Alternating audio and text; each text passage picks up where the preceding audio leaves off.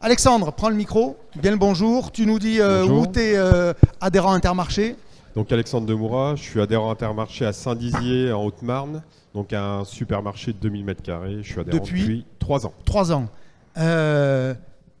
Marianne, chez Yoplait, donne-nous ta fonction, comme ça tout le monde te situera. Bonjour, je suis Marianne Brunel et je suis responsable du RGM ou du SRM chez Yoplait, donc tout ce qui est promotion, prix et mix client, et travail sur le mix client et le mix produit. Et on a proposé à Marianne qu'elle soit là tout simplement parce que vous avez vu qu'il y a quand même un sujet fournisseur autour de la... Alors elle ne représente pas les fournisseurs en général, comme chacun d'entre eux, à part Romain évidemment, ne représente pas son enseigne en général, mais malgré tout c'est des points de vue qui seront quand même intéressants. Laurent, bonjour, comment t'appelles-tu ? Bonjour à tous, je m'appelle Laurent Lehen et je suis adhérent à Troyes, à Saint-Par-au-Théâtre. Donc j'ai un magasin depuis 18 ans. Et tu as arrêté le prospectus. Et je suis en cure de désintox depuis le 1er novembre 2022. Et Alexandre, toi, tu avais arrêté Au 1er janvier 2023. D'accord, c'est pour ça qu'on va démarrer par toi, Laurent, puisque du coup, tu avais 2 mois d'avance, 2 mois et demi. Et Romain, voilà, je t'ai présenté tout à l'heure, directeur marketing de Kingfisher France. On va le dire comme ça. Qu'est-ce qui fait qu'à un moment donné, un adhérent Leclerc, qui a quand même misé sa vie dans son entreprise, c'est le principe d'un indépendant, il se dit « je débranche ». Qu'est-ce qui le fait basculer de ce côté-là de la force ? Alors déjà, je vais commencer par... en fait, tout a commencé par une contrainte à la base, parce que en fait, je fais partie du périmètre WePub localement à Troyes. On fait partie des 15 villes qui sont WePub. Et en fait, quand on a démarré le WePub, en fait, déjà, c'était la plus mauvaise nouvelle de l'année.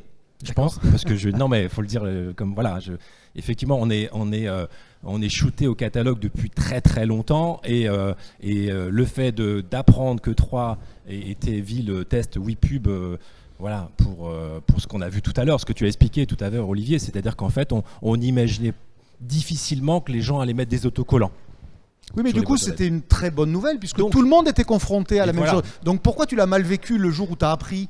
Parce que tu aurais pu te dire, au moins tout le monde logeait à la même enseigne. Alors, je l'ai appris entre Noël de 2021 et le Nouvel An 2021, donc c'était entre les deux réveillons. Donc on faisait un très bon mois de décembre 2021. Donc je me disais tiens, on va continuer. Non, sérieusement, c'est que en fait, ce WePub nous a effectivement mis sous contrainte et on a commencé à réfléchir tout simplement. C'est-à-dire qu'on a commencé à se dire finalement, est-ce qu'on imagine un seul instant à coller des petits autocollants comme tu montrais tout à l'heure les WePub sur les boîtes aux lettres ? Moi, j'imaginais pas ça forcément et je me suis dit finalement, on va basculer de l'autre côté, effectivement. Et cette bascule de l'autre côté, alors c'est pas facile parce qu'effectivement, si je refais juste encore un petit coup en arrière, c'est que en étant leader sur la ville de Troyes, en fait, je me dis j'ai tout à perdre potentiellement aussi. J'ai tout à perdre, j'ai tout à gagner, mais j'ai quand même tout à perdre. J'ai un magasin qui doit drainer de loin parce que j'ai un 10 000 m². Pour faire court, c'est le premier magasin de sa centrale, l'Ascapest, et dans le top 10 de l'enseigne France. Donc on n'est pas en train de parler d'une supérette de proximité avec une zone primaire énorme. Donc voilà, donc le risque il existe quand même parce que quand on est là, en fait on a peur quand même de redescendre. Le poids promo d'un magasin comme ça, avec le saisonnier, c'est à peu près 20%. Donc on se dit potentiellement on va perdre 20%. On commence à faire tourner la machine, etc. Donc là, en fait, il y a quand même un risque important à la base. Et maintenant, on rigole un peu comme ça quelques mois après. Mais le chemin n'était pas si facile que ça. Il n'était pas si facile que ça parce que, il fallait drainer de loin. On parlait de la proximité. La proximité, c'est plus facile de traiter. Tu te posais la question tout à l'heure. La proximité, elle est plus accessible en termes de... Quand on arrête un catalogue sur des petites surfaces, c'est moins prenant. C'est moins prenant. Comment tu as pris la décision ? Est-ce que tu l'as prise en qualité de chef d'entreprise seul dans ta, entre guillemets, tour d'ivoire ? Est-ce que tu as fait une espèce de référendum interne autour de ton comité de direction, je ne sais pas comment tu l'appelles, pour les embarquer ? Comment la décision a été prise ? Alors, la décision, elle est prise. J'ai fait des réunions avec mes cadres d'agents de maîtrise en février 2022. On a bossé ensemble en plénière, un peu comme là maintenant, avec une plénière, puis après des ateliers. Et puis après, on a commencé à maturer l'affaire. Encore une fois, en février 2022, on n'imaginait pas, même si on regardait Jean-Claude Pénicaud, on n'imaginait pas que c'était possible, en fait, qu'on allait y arriver. Et puis après, quand on posait la question aux clients, les clients dans les boîtes aux lettres, ils voulaient garder les catalogues, en fait. Ils voulaient garder les catalogues. Donc, en interne, c'est pas facile. En externe, c'est pas facile. Mais la plus grosse difficulté, c'était plutôt de se convaincre en interne que c'était possible. La décision, Et la décision pour aller au fait, je me disais, alors au fait, sur le fond quand même. Sur le fond, c'est que quand on compilait en fait l'ensemble des exemplaires catalogues qu'on diffusait toutes les semaines, C'était impressionnant en fait, tout simplement. Et la décision, c'est moi qui l'ai prise en fait, tout simplement, en me disant c'est l'avenir, c'est comme ça qu'on ira, qu'on va travailler dans le futur. Et plutôt que d'être sous contrainte, et ça c'est super important, plutôt d'être sous contrainte formelle de la législation, etc. Il vaut mieux anticiper à fond et faire la bascule très très vite. Et en plus, on en sera très très fiers. Pour ceux qui ont écouté ce que disait Jean-Claude Pénicaud, et je vous renvoie à un podcast que j'avais fait avec lui où vraiment il se livre de l'intérieur, il y avait une forme de culpabilisation de l'homme vis-à-vis de sa responsabilité sociétale, environnementale. Est-ce que tu l'as eu, ça ? Est-ce qu'à un moment donné tu t'es dit attention, j'ai pas le choix, putain, c'est... Non, mais je suis un ancien toxico. Je suis un ancien toxico. Là, c'est un peu comme les alcooliques anonymes. Bonjour Laurent. Non, j'assume. Et on a vécu comme ça parce que ça allait bien comme ça. Et effectivement, j'imagine que alors l'écologie c'est une chose, mais en tout cas les éléments qu'on peut apporter à l'environnement sont multiples. Nous, moi, j'ai pas agi en tant que donneur de leçons. Je voulais simplement montrer, peut-être localement, un chemin. Capable de diffuser autant de prospectus. Oui. D'accord. Voilà, parce qu'en fait, c'est ça le point de départ, c'est que ça pouvait plus durer. On va revenir tout à l'heure. Je te donne la parole à Romain parce qu'il est très sympa d'être là, parce qu'il a un engagement très important. Et je te libère à l'avance du fait que tu pourras sortir et c'est pas grave du tout.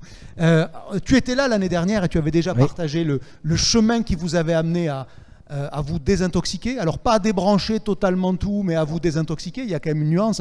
On continue à fumer 2 clopes le soir, quoi. Voilà, c'est ça. Mais on arrête celle du matin. Je fais court, mais c'est ça.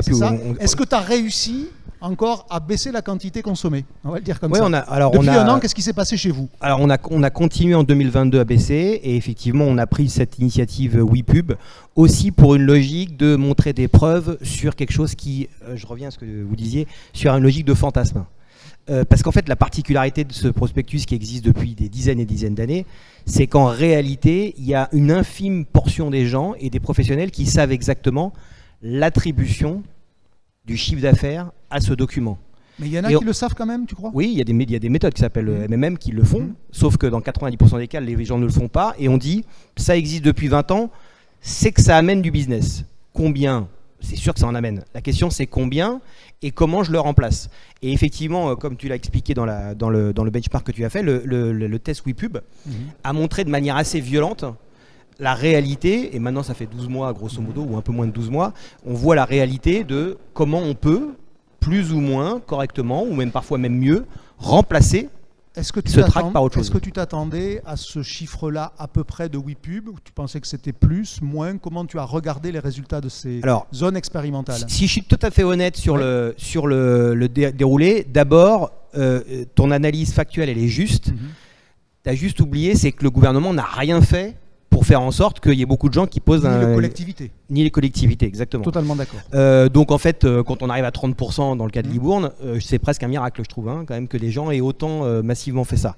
Après, que les distributeurs ne l'aient pas promu, ce qui est notre cas, c'est une évidence, parce qu'à partir du moment où on décide de ne pas distribuer dans les zones, on va quand même pas aller dire aux gens, mettez les zones WePub, mais je vous assure, vous n'en aurez pas.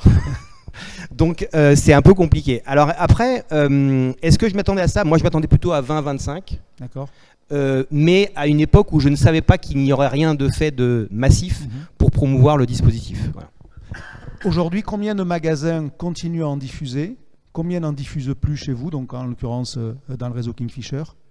Alors, les seuls magasins dans lesquels il n'y a pas de track du tout, c'est les magasins dans les zones WePub. Ça représente combien de magasins ? Ça représente une petite dizaine de pourcents de nos magasins en France. Voilà. Dans les autres, vous continuez à en distribuer. Voilà. Mais on avait commencé très fortement à baisser. On avait d'abord fait 30% en 2020, on a refait 15% en 21, on a refait 15% en 22. En 23, on a stabilisé parce qu'on avait un contexte un peu d'imprécision. Et puis, on estimait que le dispositif WePub nous complétait dans notre test. Et on va continuer à baisser en 2024 en étant très pragmatique, un peu dans la logique qui était faite sur Carrefour, en logique de dire chaque magasin est spécifique, chaque contexte est spécifique. Et puis nous, on a une caractéristique, c'est qu'on n'est pas dans l'alimentaire. Et donc, on n'a pas la fréquence de l'alimentaire en termes de... Même question qu'à Frédéric. Dans les zones WePub, vous avez totalement arrêté. Vous avez 10% du parc, donc c'est significatif.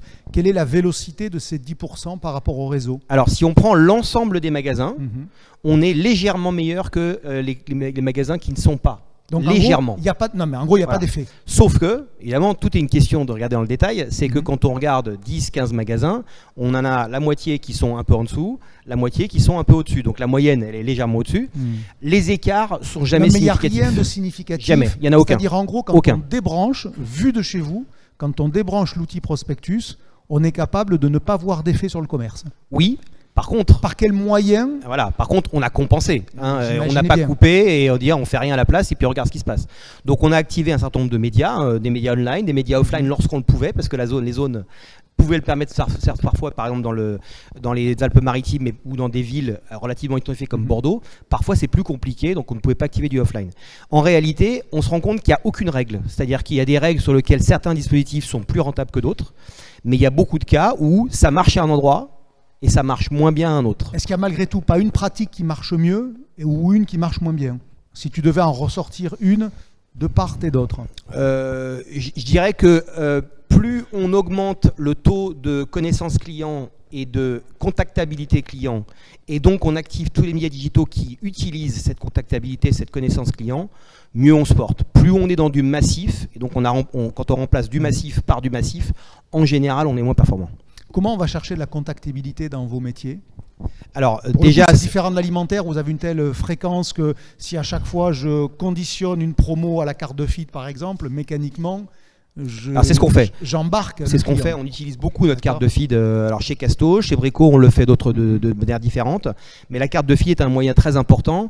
Et on a massifié et augmenté très fortement depuis 2 ans les avantages promotionnel, c'est-à-dire qu'on multiplie de plus en plus d'offres qui ne sont réservées que aux porteurs de la carte de feed. C'est-à-dire on fait rentrer le client, j'allais dire, sous contrainte dans son écosystème. Exactement. La contrainte étant le bénéfice de la remise. Donc prix carte, remise famille, donc avec une présence, y compris dans les tracts qui sont grand public, dans lesquels on voit ce prix-là, il est uniquement réservé si vous portez la carte. Alors le faire rentrer dans l'écosystème, ça ne suffit pas à avoir l'opt-in. Alors quand on est sur une carte payante, si. Parce que notre carte est payante. Okay. Et donc, évidemment, comme il paye de la carte, il s'attend évidemment à systématiquement recevoir les offres qui lui permettent de bénéficier des avantages de la carte qu'il a achetée. Donc ça, c'est un enseignement intéressant. C'est-à-dire que dès lors qu'il y a cette conditionnalité à l'entrée, on arrive plus facilement à avoir la contactabilité. Exactement. Combien vous avez de clients qui sont contactables aujourd'hui? Je vous montrais tout à l'heure les chiffres, les meilleurs chiffres d'une région comme EU, c'était entre 18 et 40 pour les 10 premiers. Donc autant vous dire que c'était quand même pas beaucoup. Est-ce que tu te retrouves là-dedans? En nombre de clients, alors nous on a une grosse particularité aussi, c'est que je pense que je ne connais pas super bien l'alimentaire, mais je pense que c'est très différent. Le poids des clients n'ont rien à voir. C'est-à-dire qu'on a des écarts types entre nos clients qui sont très conséquents. Il y a les castors qui achètent tout chez vous pour faire 18 maisons. Et puis ceux qui vont acheter un produit de temps en temps. Grosso modo, on a entre 40 et 50% de notre chiffre d'affaires qui est identifiable. Et à l'intérieur de ça, on a 80% de nos clients qui sont contactables. D'accord. Donc ça fait à peu près 40% en moyenne pondérée. Voilà. À quelque chose près. À quelle échéance il n'y aura plus de prospectus chez vous? Franchement, j'en sais rien. On n'a pas d'engagement là-dessus. C'est une vision que vous n'avez pas? Non. L'horizon, il n'est pas visible? Non, il n'est pas visible. Après, j'oublie la logique de législation. Est-ce que tu es d'accord pour dire qu'il y a un jour où il n'y en aura plus? Ah oui, ça c'est sûr. Okay, non, mais ça, je suis sûr et certain. Après, la question, c'est qu'il y a la législation. Donc ça, je la mets de côté. Évidemment, je ne suis pas maître de la législation. Par contre, est-ce qu'on va faire ça en 2 ans, en 3 ans ou en moins? Je pense que c'est aussi le temps et la psychologie de l'écosystème général que tu as décrit tout à l'heure, clients, fournisseurs et collègues, qui fera qu'on ira plus ou moins vite. En tous les cas, pour le moment, ça va plutôt plus vite que ce que l'on pensait. Tu es d'accord avec ça? Alexandre, alors on revient sur le terrain, on va à Saint-Dizier. Alors toi, tu ne l'as pas fait tout seul, si j'ai bien suivi. Vous avez été un groupe de magasins à vous lancer ensemble. Ça s'est passé comment? Même question que pour Laurent tout à l'heure, c'est-à-dire fais-nous partager le moment où c'est parti, ça a démarré, où il y en a un qui a dit tiens les gars, si on faisait ça, les autres qui ont dit mais t'es totalement con, parce qu'évidemment il y en a un qui a dû dire ça. Alors globalement le contexte était assez simple, hein. On est dans l'est de la France, on a un chiffre d'affaires au mètre carré qui est quand même assez faible sur les inters, et il y avait la notion d'énergie qui explosait. Pour certains magasins dont le mien, l'explosion du budget énergie était le résultat du magasin. Donc moi qui venais d'acheter mon magasin, j'étais un petit peu tendu sur le sujet. Donc ça, il y a le coût du papier aussi qui augmentait. On avait vu aussi des tests sur plusieurs magasins. J'ai le souvenir d'un magasin à Toulouse qui avait une concurrence assez rude, qui l'avait fait et qui s'était plutôt bien comporté. Un peu plus près de chez moi, il y avait Avise, qui est passé en 100% digital. Donc là, tu es en train de nous dire que tu es rentré par l'économie dans le sujet. Oui. Ce qui n'est pas grave, hein, c'est Oui, juste oui. pour comprendre, encore Oui, une oui. fois, ce qu'il y a à l'intérieur Oui, de exactement. celui qui est amené à décider. Exactement. On avait aussi dans le contexte une qualité de distribution qui se dégradait. Moi, je suis un adepte des médias sociaux. La montée en puissance des médias sociaux qui fait qu'on avait peut-être un palliatif à un basculement. Donc voilà, c'est parti de ce sujet-là. Et on a embarqué au niveau de la région Est une quarantaine de magasins. On est parti sur un groupe de projets où on a souhaité définir comment on allait le dire à nos clients, comment on allait le dire à nos collaborateurs aussi, parce qu'il fallait faire passer le message, et de manière très opérationnelle, comment on allait vivre ça dans le magasin. Est-ce qu'il y a eu plusieurs adhérents qui en même temps ont eu la même réflexion que toi? Est-ce que c'est toi qui es allé voir tes collègues autour de toi pour dire les gars, est-ce que c'est pas le moment d'eux? Comment ça s'est passé Qu'est-ce qui fait qu'on passe de ta réflexion, qui est un individu, à 40? L'effet d'échelle, comment il s'est déroulé? Moi, à l'époque, je m'occupais de la com de la région Est et je communiquais beaucoup sur Facebook notamment, en leur disant, les gars, il faut qu'on aille à fond sur Facebook parce que le prospectus va disparaître. Et j'ai quelques plutôt jeunes adhérents qui sont venus me voir, qui m'ont dit, moi, ça m'intéresse, comment on peut faire. Et derrière, il y a WePub aussi qui est arrivé, et savoir comment on allait affronter ça, entre guillemets. Et donc, on a lancé ce groupe de travail. Et de 10 adhérents à qui on discutait, on est passé à 20 qui ont travaillé en groupe de projet. Et finalement, on a fait basculer 44 magasins au 1er janvier. D'un coup, en même temps, c'est-à-dire Oui. il y a eu une date, une communication ça. unifiée, pas C'est unitaire peut-être, mais unifiée. C'est ça, ouais. C'est ça, avec, donc là, on a fait le dernier flyer où on expliquait notre démarche à nos clients. On a mis des gens en place. On a mis tout un tas de PLV dans le magasin aussi pour expliquer ça. On a contacté toute la presse locale pour expliquer vraiment la démarche des 44 magasins Intermarché. Est-ce que dans la zone concernée par les 40 ou 44, il y en a qui sont dans cette zone et qui ont dit non? Des adhérents qui n'ont pas suivi ce mouvement des Oui, branches. parce qu'il y avait la crainte de perte de chiffre d'affaires, D'accord. clairement. Ouais, il y en a Et quelques-uns. ça représente beaucoup de magasins qui sont dans votre zone ou ce sont des exceptions? Alors, en fait, les 44 magasins sont sur 156 magasins de la région Est. D'accord. Donc, en cours de Donc il y en a chemin- en gros un tiers qui ont suivi Oui, et 2 tiers. Et l'argument principal chez les 2 tiers, c'était quoi? La peur du chiffre, le La fait peur qu'il du ne faut chiffre. pas aller plus vite que la musique, c'est quoi? Alors, oui, alors il y avait ces deux discours-là, vraiment. Il ne faut pas aller trop vite. Mhm. Regardons ce qui se passe chez les autres et on verra comment ça va se produire. Et la peur de perte de chiffre. Ouais. Est-ce qu'aujourd'hui, donc on est 5 mois plus tard, est-ce que vous avez regardé, vous allez me trouver obsédé par ce mot, hein, est-ce que vous avez regardé la différence de vélocité? Oui, mais je trouve que c'est quand même comme ça qu'il faut regarder les choses. Hein. Est-ce que vous avez regardé la différence de vélocité entre les 44 et les 112? Ouais. Donc globalement, dans les zones WePub, on se comporte plutôt très bien. D'accord. Sur les autres Parce que magasins, tout le monde a arrêté. voilà. Et globalement, le taf a été fait et le taux de destruction de la promo est même en augmentation. Parce qu'en fait, l'avantage que ça a eu, et Édouard Leclerc l'avait souligné, le cœur revient au magasin. Et donc, on a eu les adhérents sont attachés à ce que l'exécution opérationnelle soit meilleure qu'elle ne l'était. Donc ça, c'est un vrai point important et c'est un des points positifs qu'on peut tirer de ça. Après, sur les autres magasins, l'écart, il n'est pas significatif. Il est de 1 à 2 points de chiffre d'affaires. Donc par rapport à l'économie générée, il y a zéro débat. Et il n'y a aucun adhérent à l'heure actuelle qui revient en arrière. C'est intéressant parce que plus on avance dans ce sujet de la bascule, de fait de débrancher, plus on entend que, alors même s'il y a un effet là, mais tu le pondères tout de suite par l'économie, que en gros, ça représente avant la décision une prise de risque incroyable et que après la décision, finalement, on se dit, bon, tout ça pour ça. C'est un non-sujet. Oui, c'est ça qui est... Ça devient un non-sujet. Enfin, pour en avoir vu quand même beaucoup, avoir discuté avec beaucoup d'adhérents, des Leclerc, des Inter, même des U qui sont passés ou d'autres enseignes, en gros, on entend toujours ça. C'est-à-dire le mur paraît, waouh, putain la vache, j'ai peur. Et puis après, vous le regardez en disant, ben, finalement. Et donc vous aussi. Ouais, globalement, et là, on va embarquer quasiment 75% des magasins 2024. De la région De la Est. région Est, ouais. D'accord. Et donc il reste encore des irréductibles. Oui. On a, alors là, c'est vraiment des gens qui veulent être les derniers, et c'est une vraie volonté. je veux être le dernier à distribuer du catalogue. Pour le coup, la posture de com publique aujourd'hui de Dominique Schelcher, patron de U, c'est l'idée du dernier des Mohicans. Encore une fois, tous les avis sont libres et c'est bien ainsi. Mais c'est ça. S'il n'en restera qu'un, je serai celui-là. Et t'as pas envie de tenter de les convaincre malgré tout, de dire le dernier, c'est celui qui aura pris le moins d'élan pour la nouvelle course, parce que de toute façon, cette course, elle est écrite. Avec la direction opérationnelle de l'Est, on essaye, mais là, ça devient compliqué. Donc, je dis pas que le combat est perdu d'avance, mais la preuve se fera par l'exemple, c'est-à-dire par les chiffres. Et quand on voit que les magasins qui ont arrêté de distribuer se comportent plutôt bien en chiffres, ils la prendront très, très rapidement. Reprends le micro un instant, Laurent, avant qu'on écoute l'avis de Marianne. Ouais. Est-ce que toi, en vélocité, par rapport à ta centrale, tu as vu un effet ? Je me gratte un peu la tête, je réfléchis. Déjà, je voulais juste préciser que j'interviens en tant qu'adhérent Leclerc. Je l'ai bien précisé pour démarrer, tu as vu ça. À Troyes, voilà, tout à fait. Au pays de l'Andouillette. Voilà, donc c'est mon. C'est au début, effectivement.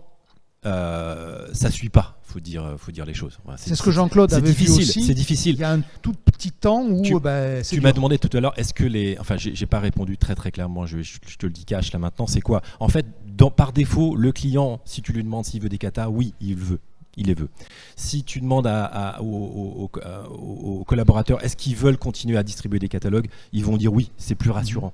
En fait, c'est vraiment un parti pris. On va dire, un parti pris que d'imposer. Donc c'est une décision, c'est pour ça que c'est une décision de chef d'entreprise ou une décision de patron qui dit à un moment, c'est comme ça qu'on fait en fait. Et il faut le sentir, il faut sentir le truc. Il faut être, idéalement, dans ce genre de sujet, il faut être premier.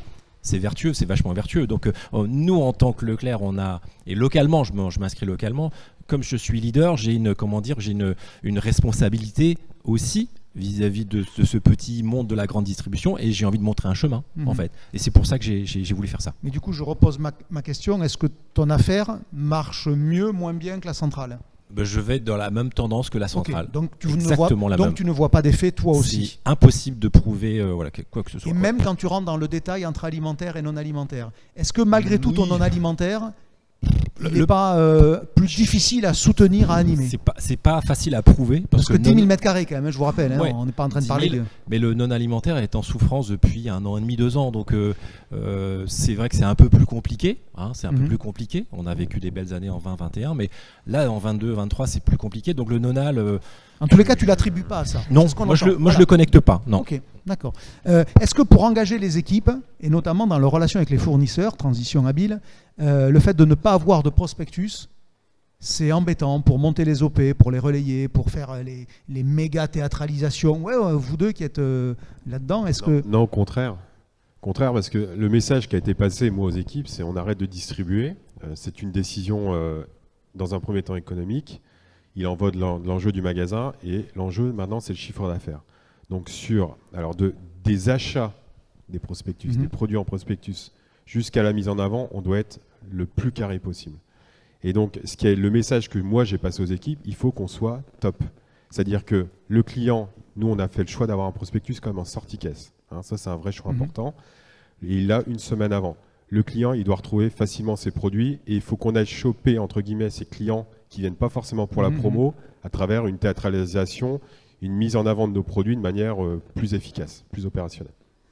Il faut une bonne exécution, effectivement, et surtout des bonnes promos, des bons prix. Et on peut te poser la question aussi, parce que vous avez des fournisseurs Casto. Alors, la contrepartie du prospectus est moins nette dans vos métiers qu'elle l'est dans l'alimentaire. Est-ce qu'il y a un sujet de relation avec les fournisseurs ? Alors, finalement, là, c'est un non-sujet aussi. Il existe, mais en fait, la particularité, c'est qu'en même temps qu'on fait cette démarche-là, on est aussi en train d'acculturer nos fournisseurs à une autre dimension qui est la partie retail média, sur lequel on regroupe cette logique. Bien, vous avez des choses à leur vendre, dis donc. Voilà, et donc cette logique d'accompagnement, aussi bien sur ce qu'on appelle le trade marketing, donc les business courants, que sur la partie survisibilité en cas de problématique, qui est la problématique du fournisseur. Donc on essaye de regrouper les deux pour accompagner le fournisseur dans cette logique-là. Marianne, je vais faire mon Roger Giquel, les fournisseurs ont peur. Non, enfin, c'est ce qui ressort quand même quand les fournisseurs qu'on a interrogés, c'est ce que je montrais tout à l'heure, c'est-à-dire il y a on est inquiet pour le volume promo, on est inquiet pour la visibilité des marques. Est-ce que tu partages ce que des gens comme toi ont pu dire à l'enquête, ont pu répondre à l'enquête que l'on a menée? Est-ce qu'il y a une inquiétude sur cette bascule qui est en cours? Oui, effectivement, il y a une inquiétude pour plusieurs choses, pour plusieurs raisons que tu as évoquées. La première, c'est... Est-ce que tu peux prendre notre micro parce que j'ai l'impression qu'il y en a un sujet il sature vite. Vas-y, prends celui de Laurent. Un micro de Là, c'est mieux. Vas-y. Là, c'est mieux. Ouais. Vas-y, c'est bon. Parfait.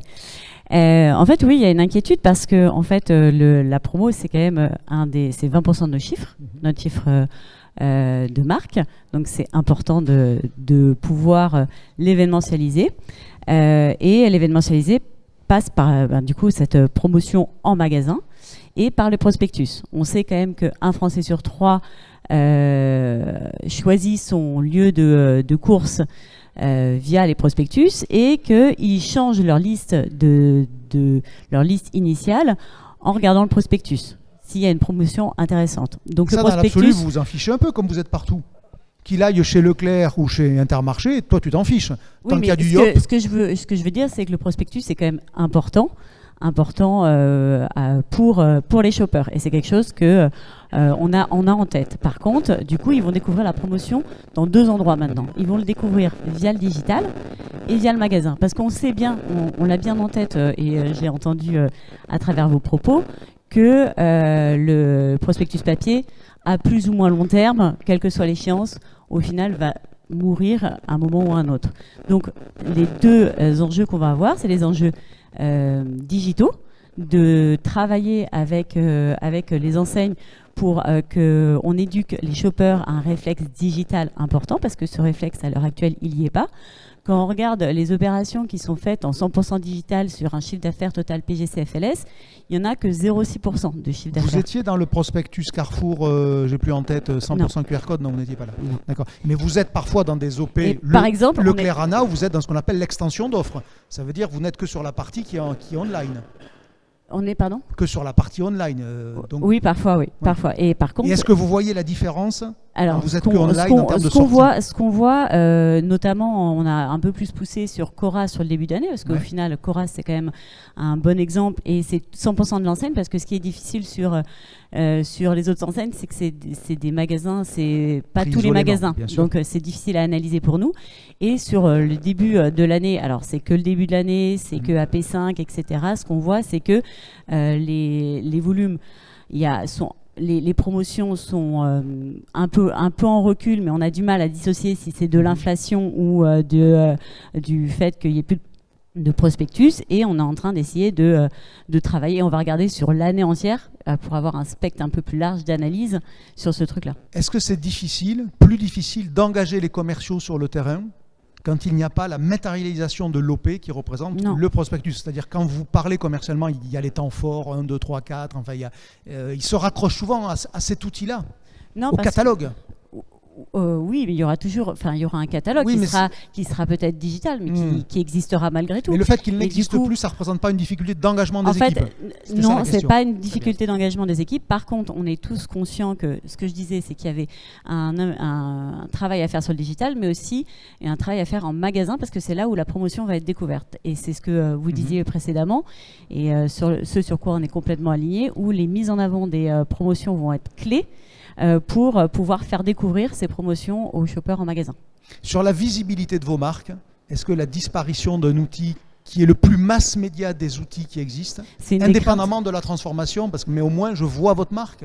En fait, on a 3 craintes qui sont celles que vous aviez évoquées. On a la crainte que ce soit moins impactant, que nos promos soient moins impactantes, qu'on fasse moins de volume promo que ce qui est prévu, que ce qu'on faisait jusqu'à présent, et que notre marque soit noyée dans l'ensemble des marques qui vont exister. Donc il va y avoir effectivement un objectif en magasin d'être présent et d'aider en tout cas les magasins à faire ressortir la promotion de nos marques. Pour ceux qui ne sont pas dans l'alimentaire, on pourrait ne pas comprendre quand un industriel vous dit mon volume promo il va baisser, vous pourrez lui dire tant mieux. parce que du coup, tu vas moins dégrader. Sauf que dans l'alimentaire, la promo, c'est une façon de récupérer des clients qui vont tomber sur la MDD autrement. Donc en fait, c'est un peu plus subtil juste que de dire la promotion, ça nous permet, la promotion, ça nous permet de faire deux choses. Effectivement, de récupérer certains consos qui vont à la MDD, de recruter et de faire découvrir nos innovations aussi. Donc c'est aussi de faire découvrir nos produits, notre largeur de gamme sur... je parle par exemple pour Yoplait, on a une marque comme Perle de lait où on a au moins 20 références différentes et ça permet de faire circuler les consommateurs au sein de cette gamme. Et c'est ça que nous permet la promotion. Le ressenti général de l'étude, c'était pour dire il y a une forme d'inconnu devant nous, on ne sait pas bien où on va, tu le partages totalement. Exactement. D'accord. Exactement. Après juste un point, on n'est pas réfractaire, on n'est pas les derniers mohicans à pas vouloir y aller. C'est pas ce que je suggérais. L'étude, elle n'a pas dit ça, elle a juste dit, la vache, on ne sait pas où on va. On ne sait pas où on va, c'est plus ça. Mais on a en tête les objectifs et la volonté des enseignes et ça va dans le sens de l'histoire. Et dernière question, est-ce que le retail média est une parade ? Ou finalement c'est trop publicitaire On attend de voir un peu ce que ça donne. C'est un peu ça en fait. Tout ce qu'on a à faire là sur tout ce qui est. Vous discutiez de la personnalisation, de la promo, etc. Ce qu'on voit sur la personnalisation, par exemple, de la promo, on se dit que déjà pour l'instant, on n'a pas été beaucoup interrogé par les enseignes sur les personnalisations de la promo. On a à peu près 10% juste des entreprises interrogées dans l'étude qui ont été interrogées sur cette personnalisation. On a sur ces 10%, il y en a 40% qui disent que les opérations promo personnalisées sont moins impactantes que les autres et 50% qui n'ont pas les mesures, qui n'ont pas de résultats chiffrés donc derrière. Ça illustre ce côté brouillard qui est devant vous. Exactement. Et avec, je pense que l'objectif à venir, c'est aussi bien des enseignes que des fournisseurs, c'est de travailler sur des KPIs clairs qui permettront de suivre dans le temps toutes ces opérations-là. Parfait. Merci à tous les quatre. Vous pouvez les applaudir pour les remercier.